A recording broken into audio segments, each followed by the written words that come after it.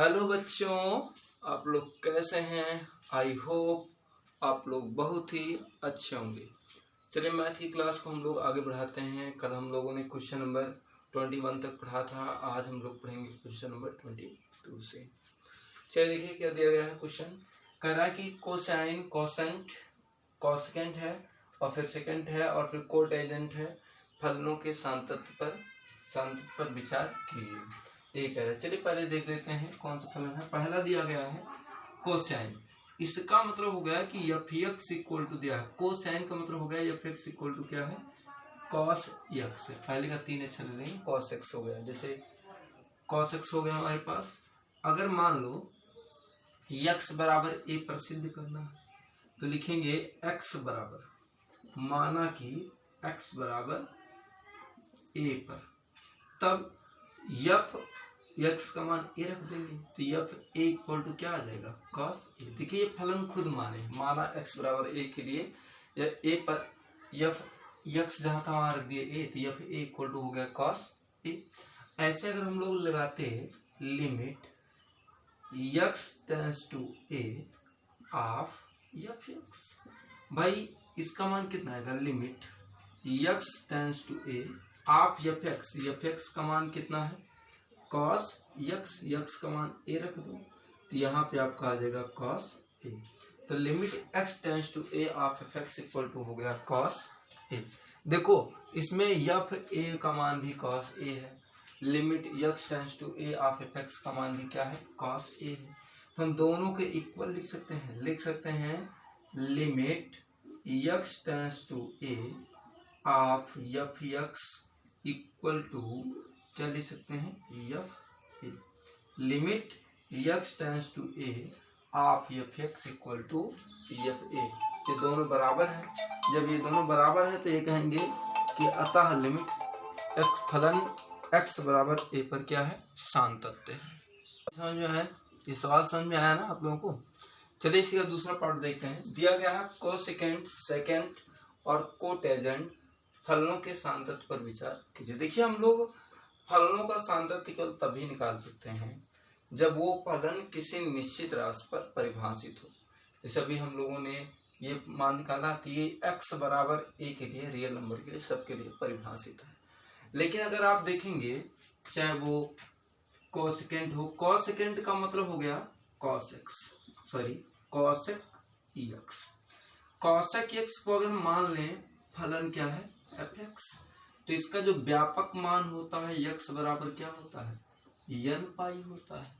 x बराबर क्या होता है, n पाई। थीटा का व्यापक मान पढ़े हैं ना आप लोग, थीटा का व्यापक मान पढ़े हैं भाई, तो उसमें पढ़ाए थे आपको इसका व्यापक मान क्या होगा, x बराबर n पाई। वैसे होता है, हमको केवल इतना ही पता है कि कॉट का tan का पता है, साइन का पता है, कॉस का पता है, लेकिन कॉसेक का ना पता है, ना सेक का, ना टेंजेंट का। तो वैसे लिख रहे हैं एफ एक्स बराबर कॉस एक्स, यक्स बराबर n पाई पर क्या है, ये जो है डिफाइन नहीं होता, परिभाषित नहीं है, परिभाषित नहीं। यक्स बराबर n पाई पर जो है परिभाषित नहीं है। अतः फलन देखो ये फलन जो है वो यक्स बराबर n पाई पर परिभाषित ही नहीं है। इसलिए यक्स बराबर चाहे a माने, चाहे b माने, चाहे c माने, चाहे d माने, ये सांतत्य हो ही नहीं सकता। इसीलिए लिखे हैं अतः फलन x बराबर a पर सांतत्य नहीं है, a पर सांतत्य नहीं है। ये तो पहला हो गया आपको, x बराबर n पाई पर परिभाषित नहीं है, अतः दिया गया फलन x बराबर a पर सांतत्य नहीं है। क्यों? क्योंकि इस चीज का हमें व्यापक मान नहीं पता है, इसीलिए। ठीक है। ऐसे दूसरा सेकंड का देख लो। अगर मान लो एफ एक्स इक्वल टू क्या हो जाए, सेक एक्स हो जाए।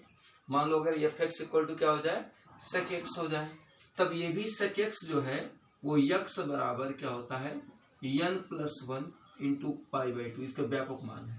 n+1 कॉस एक्स का व्यापक मान होता है भाई, n+1 इंटू पाई बाई 2 पर जो है ये परिभाषित नहीं है। अतः दिया गया फलन x बराबर a पर सांतत्य नहीं। बिल्कुल वही चीज है, बस x बराबर n+1 इंटू पाई बाई 2 रख देना है। ठीक है, इतने पर परिभाषित नहीं है। अतः दिया गया फलन जो है वो क्या है, सातत्य नहीं है। देखो अभी परिभाषित अगर होता, अगर ये चीज परिभाषित होता तब तो ये सातत्य होता, और अगर जब परिभाषित नहीं है तो ये फलन जो है सातत्य नहीं है। चलिए देख लेते हैं। ऐसे देखो इसमें व्यापक मान में है 2n होता है, ठीक है, 2n + 1 × π/2 होता है। ऐसे आपका कोट एजेंट है जिसे हम लोग fx = मान सकते हैं cot x, fx = cos x।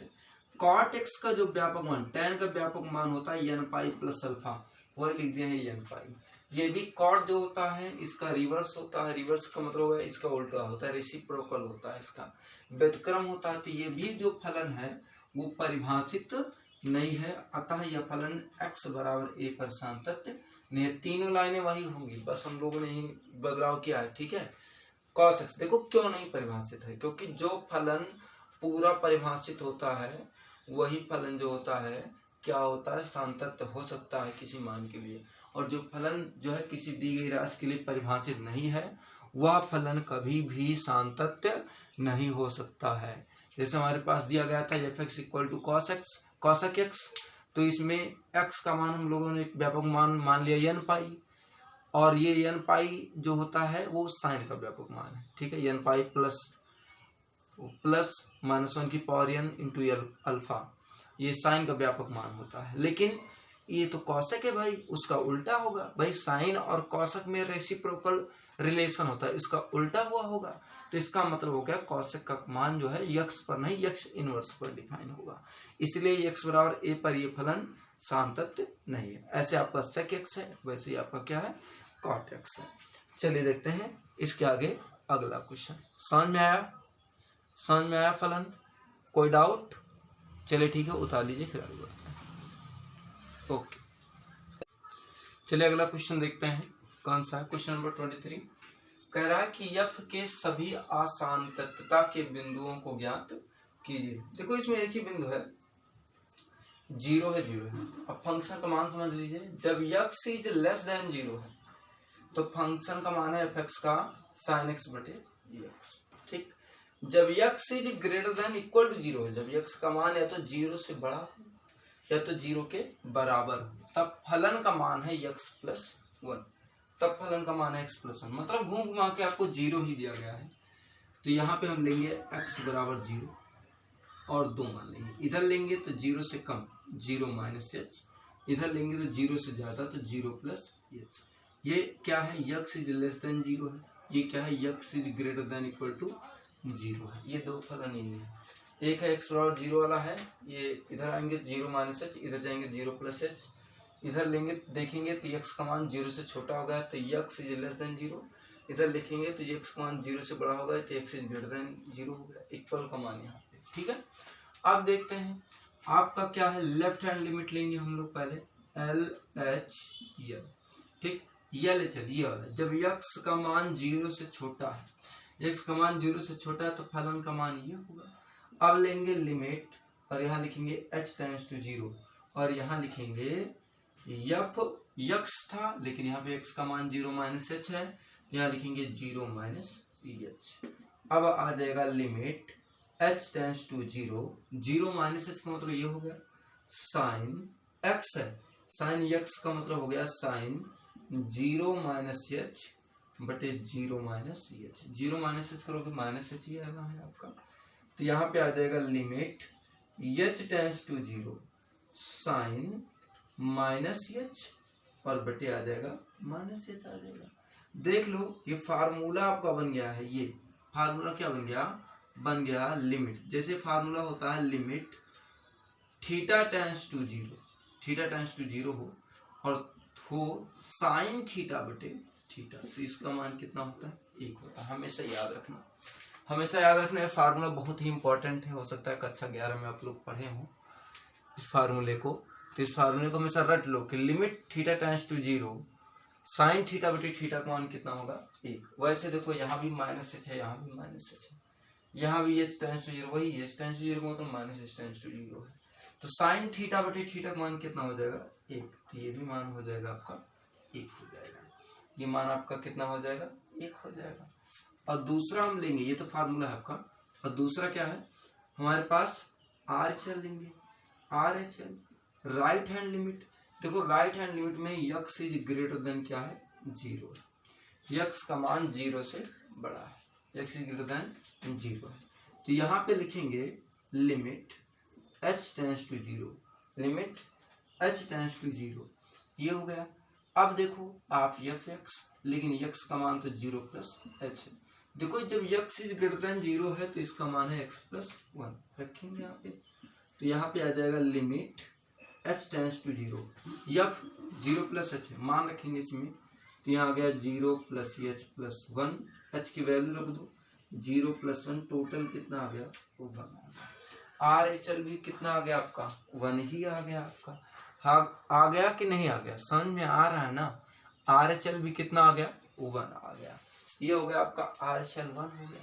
हम लोग निकालेंगे एट पॉइंट, एट पॉइंट निकालेंगे कब, जब x का मान 0 के बराबर हो। एट पॉइंट निकालेंगे जब x का मान 0 के बराबर हो। x इज इक्वल टू 0 है ना, तो इसका मान है x प्लस 1 है।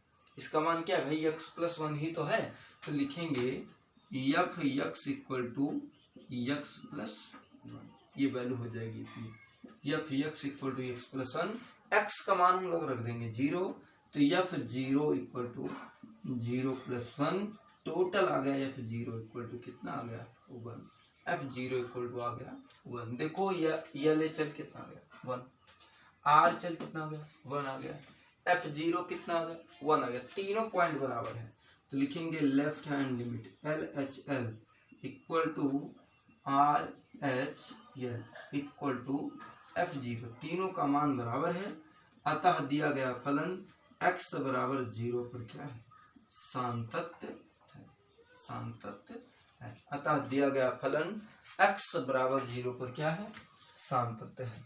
ये समझ में आया भाई, आया कि नहीं आया बताइए, समझ में आया है ना। अतः दिया गया फलन जो है वो x बराबर 0 पर क्या है सांतत्य है।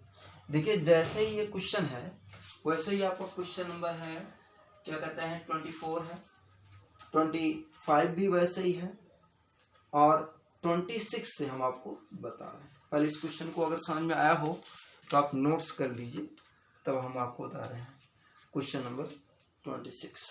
ओके आगे बढ़ा जाए, ठीक है समझ लिए, कोई डाउट, ठीक है फिर आगे देखते हैं हम लोग। चलिए अगला सवाल देखते हैं क्वेश्चन नंबर 26। देखिए क्या रहा है कि प्रश्न 26 टू 29, 26 से 29 तक के प्रश्न में जो है आपको के मानों को ज्ञात करना है, ताकि प्रदत्त फलन, प्रदत्त मतलब होता दिया गया फलन, निर्दिष्ट उसके साथ जो बिंदु दिया गया है उस पर क्या है सांतत्य है। सांतत्य होने का मतलब हो गया कि left hand limit, right hand limit और एट पॉइंट का मान इक्वल होना चाहिए। और f(x) का मान दिया गया है आपका k cos x by pi minus 2x, कब है जब x is not equal to pi by 2 है। f(x) का मान 3 कब है, जब x is equal to pi by 2 है। और ये फलन x बराबर पाई बाई 2 पर सांतत्य है, ये क्वेश्चन कह रहा है। सांतत्य तब होगा भाई जब RHL LHL के बराबर होता है, ठीक है, और एट पॉइंट के। चलिए देख लेते हैं, ठीक। पहले x बराबर लेंगे पाई बाई 2, फिर इधर आएंगे तो थोड़ा सा कमी आएगी पाई बाई 2 माइनस h, इधर जाएंगे थोड़ा सा वृद्धि कर देंगे तो x बराबर पाई बाई 2 प्लस h। देखो इसमें लेस देन तो और ग्रेटर देन तो दिया नहीं गया है, ठीक। इसमें नॉट इक्वल दिया है जब x का मान पाई बाई 2 के बराबर नहीं है। देखो x का मान इस बिंदु पर पाई बाई 2 के बराबर है ना, बराबर है ना, बराबर है, लेकिन यहाँ पर थोड़ा सा ज्यादा है, यहाँ पर थोड़ा सा क्या कम, मतलब इस बिंदु पर इक्वल नहीं है। तो यहाँ भी है x is not equal to pi by 2, और यहाँ भी है x is not equal to pi by 2। इतना ही समझना है, क्योंकि यहाँ थोड़ा सा कम है और यहाँ पर फलन थोड़ा सा क्या है ज्यादा है। अब चलिए इसके आगे देख लेते हैं हम लोग। लेफ्ट हैंड लिमिट देखेंगे LHL, लेफ्ट हैंड लिमिट, यहाँ पे लिखेंगे लिमिट h टेंड्स टू 0। देखो लेफ्ट हैंड लिमिट मतलब इधर पाई बाई 2 माइनस h है, तो आपको f(x) का मान रखना है पाई बाई 2 माइनस h। देखो x is not equal to pi by 2 है, not equal to pi by two है तो के कॉस एक्स बटे पाई माइनस 2x, ये तो मान रख दो इसमें। अब यहाँ पे आ जाएगा limit h tends to 0 of के cos x cos pi by 2 minus ये हो जाएगा बटे बटे कितना आ जाएगा, बटे कितना आ जाएगा आपका पाई माइनस 2x, 2x का मतलब हो गया पाई बाई 2 माइनस एच, क्यों यही तो हो जाएगा पाई बाई 2 माइनस एच। हम दो का गुणा करा सकते हैं अंदर, यहाँ पे आ जाएगा लिमिट h टेंस टू 0 के कॉस, भाई cos 90 minus theta sine theta तो आ गया साइन एच बटे पाई माइनस, भाई दो का गुणा कराओगे दो से दो कैंसिल पाई आ जाएगा पाई माइनस पाई माइनस दो का गुणा कराओगे यस से तो प्लस 2h आ जाएगा। ठीक है, पाई से पाई क्या हो गया कैंसिल, तो आ गया limit h tends to 0 half के साइन एच बाई कितना हो गया 2h। देखो दो को अगर हम आगे ले लें तो ऐसे लिख सकते हैं k बाई 2 और लिख सकते हैं limit h tends to 0 of sine h by h, क्यों ऐसे लिख सकते हैं k by 2 limit h tends to 0 of sine h बटे एच। देखो फिर से वही फार्मूला बन गया साइन थीटा बटे थीटा का, लिमिट थीटा टेंस टू 0 है साइन थीटा बटे थीटा, इसका मान कितना होगा 1 होगा, भाई इसका मान तो 1 ही होगा, तो यहाँ पे आ गया k बाई 2 गुणे 1, टोटल आपका आ गया k बाई 2, ये आपका LHL हो गया k बाई 2। ठीक, ऐसे हम लोग RHL निकालेंगे, RHL यहाँ भी x is not equal to pi by 2 है।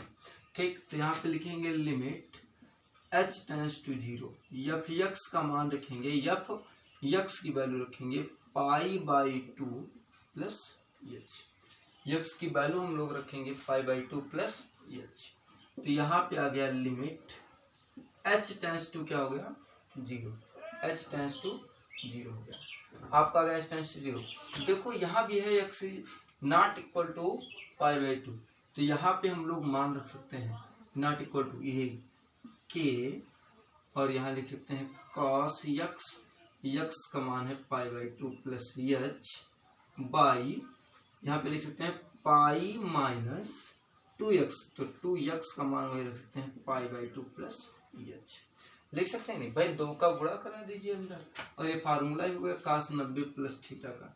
अब आ गया लिमिट h टेंस टू 0, यहाँ मिलेगा माइनस, भाई cos 90 plus theta minus sine theta, तो माइनस आगे लगा दिए माइनस साइन एच बटे दो से दो कैंसिल पाई बचेगा minus, minus pi plus pi cancel हो गया, और माइनस माइनस दो का गुणा इससे करा देंगे तो माइनस 2h आ जाएगा, भाई minus minus plus k by 2 को आगे कर लीजिए k बाई 2 और आपका बचेगा लिमिट h टेंस टू 0, यहाँ बचेगा साइन h बटे h, भाई साइन थीटा बटे थीटा, साइन थीटा बटे थीटा इसका मान क्या होता है एक ही होता है, आप बोलोगे सर एक ही होता है, तो इसका मान तो भाई हम 1 रख देंगे साइन h बटे h, तो यहाँ पे आ गया k बाई 2 गुणे 1 अर्थात k बाई 2 ही आ जाएगा। देखो जब हम लोग ऐड पॉइंट निकालेंगे, ऐड पॉइंट मतलब उस बिंदु पर जहाँ बिंदु दिया गया है, देखो x equal to pi by 2 यहाँ पे निकालेंगे,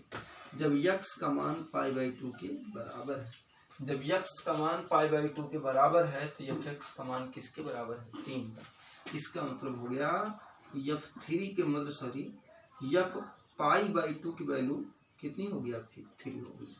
अब देखो कह रहा है कि दिया गया फलन जो है वो x बराबर पाई बाई 2 पर क्या है सान्तत्य, तो सान्तत्य कब होता है भाई, सान्तत्य तब होता है जब left hand limit right hand limit की और right hand limit f pi by 2 की मतलब fc के बराबर, ये तो होगा।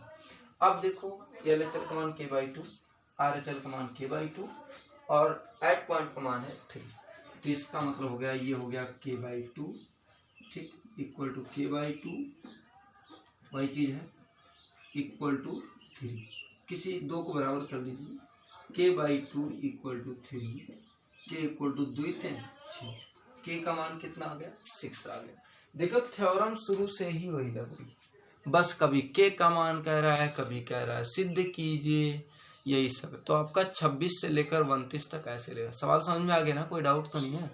26 से लेकर 29 तक आपका सवाल जो है एकदम ऐसे ही लगना है, कोई डाउट नहीं है, एकदम सेम टू सेम है। तो उम्मीद करते हैं अभी ये सवाल आगे आप लोग लगाएंगे 29 तक। कल हम आपको 29 से लेकर आगे बताएंगे और कल शायद इस चैप्टर का हम लोग द एंड कर सकें। ठीक है, चलिए फिर इसके आगे चलते हैं। ठीक।